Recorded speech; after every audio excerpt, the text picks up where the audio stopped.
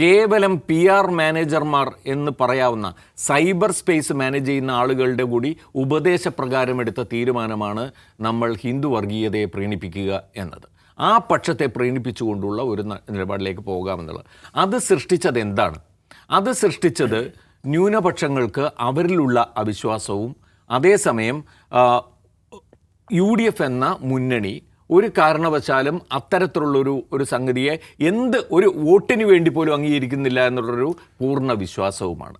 ആ നിലയ്ക്ക് കാണണം. അത് ഒരു ന്യൂനപക്ഷ കൺസോൾട്ടേഷൻ അല്ലെങ്കിൽ ന്യൂനപക്ഷ ധ്രുവീകരണം എന്നൊക്കെ പറയാം. I am not talking about just മുസ്ലിംസിനെ മാത്രമല്ല, മുസ്ലിങ്ങളും ക്രിസ്ത്യാനികളും ഉൾപ്പെടുന്ന ഈ തെരഞ്ഞെടുപ്പിൽ ഒരു രാഷ്ട്രീയം പ്രയോഗിക്കാനുണ്ടെന്ന് കരുതുന്ന ആളുകൾ, അല്ലാതെ ഞാൻ പറഞ്ഞപ്പോൾ പല തരത്തിലുള്ള ഡെമോഗ്രഫിക്കലി പല തരത്തിലുള്ള ആളുകളുണ്ട്.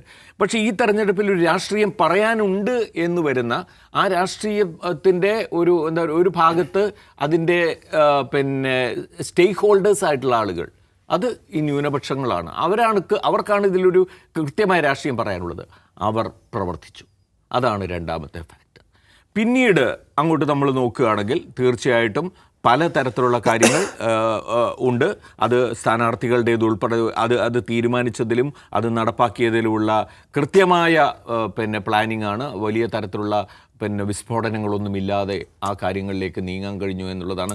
നമ്മളൊരു സമയത്ത് നമ്മൾ ചർച്ച ചെയ്തിരുന്നില്ലേ സുധാകരൻ്റെ വിഷയമൊക്കെ. സുധാകരൻ്റെ വിഷയം വലിയ തരത്തിലുള്ള ഡാമേജ് ഉണ്ടാക്കും എന്നൊക്കെ നമ്മൾ കരുതിയെങ്കിലും ഞാൻ അപ്പോഴേ എനിക്ക് തോന്നിയിരുന്നു അതല്ല. അതിന് ശേഷം വരുന്നത് ഒന്നുകിൽ അതിന് മുമ്പേ തീരുമാനിക്കപ്പെട്ടതും അതിനുശേഷം വരുന്ന തെരഞ്ഞെടുപ്പ് വിഷയങ്ങളുടെ അടിസ്ഥാനത്തിൽ തീരുമാനിക്കാൻ പോകുന്നതുമായ വോട്ടാണ് യഥാർത്ഥത്തിൽ ഈ തെരഞ്ഞെടുപ്പിൻ്റെ ഫലം നിശ്ചയിക്കാൻ പോകുന്നത്.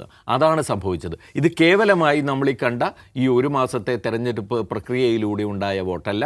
അത് ആധികാരികമായി മുൻകൂട്ടി നിശ്ചയിക്കപ്പെട്ട് വളരെ ഒരാൾ മറ്റൊരാളോട് പറഞ്ഞിട്ടല്ല. അത് ആലോചിക്കണം.